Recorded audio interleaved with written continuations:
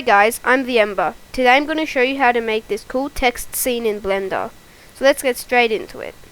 So open up Blender, and we're just going to delete everything. So A then X, and then we're going to add a plane and S10 to scale that 10 meters. And then we're going to add some text. So Shift A, and we're going to add text.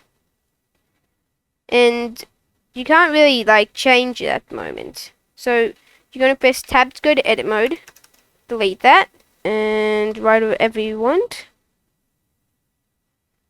Okay, so now we're just going to change the font. So go to the little A icon, and then we're going to go to font, and click on regular, and I'm going to change it to this bold. Looks pretty good. Now we're going to move it up, so G and Z. And we want to make it a little bit thicker. So we're going to right click on it and convert to mesh. And then tab to go to edit mode, A, and E. Okay, so now we have some thickness. And now you want to separate each letter. So go into edit mode, and then we're going to turn X-ray view on. So go up here and click that little X-ray button and select one at a time. So I'm just going to go top view, select the R and P to separate, and then selection, go to the E. You can press B to do box select and line it up perfectly. P, and then selection, B to box select. You kind of get the idea.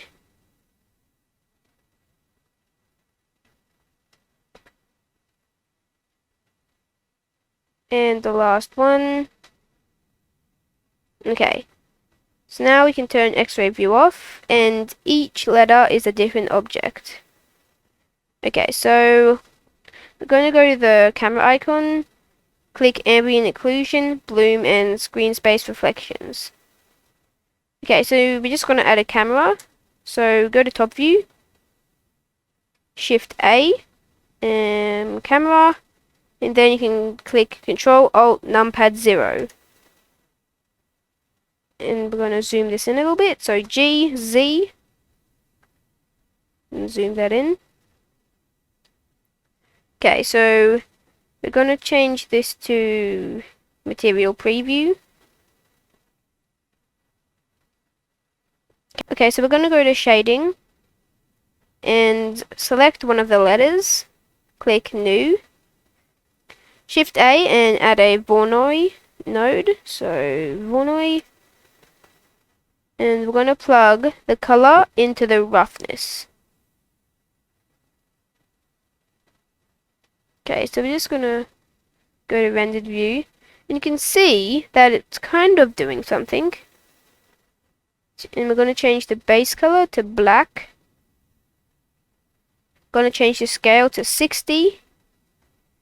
And you can just see that we have this cool speckle shader. Select on your next letter, and we can just do that with all of them.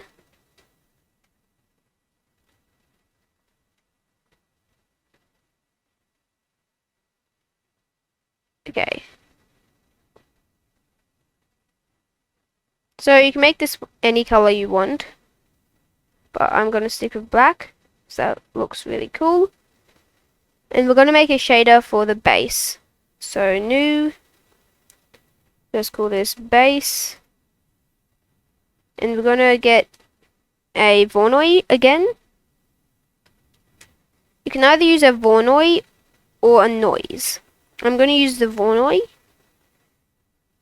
and plug the color into the normal and change the scale to 9. Might make it 12, or maybe even higher. Let's go 15. Okay, so now we need some lights. So Shift A, and we're going to add a point light. And we're just going to move that just out of camera view. Just about there. Shift D, X, move it over. Gonna add one more. Shift D and move it straight above everything. So select the light, go to light properties, and we're going to change the power to 100. Do that with all three of them. And I'll just move this so it's covering all the letters. And make it 100.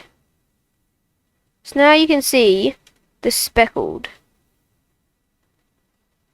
So Shift D, X, and I'll move it here, Shift D, X, and one over here. Now I'm going to change all the lights to be blue.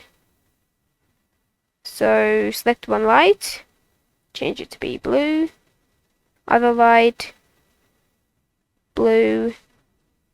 Might make them a little bit different colors of blue.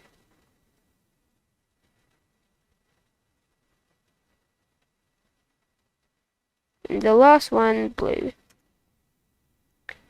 Okay, so that's looking really cool. I'll just show you what it looks like if you use the noise node instead of the Voronoi. Okay, so get rid of the Voronoi and add a noise. And plug the color into the normal. And change the scale up to about 17.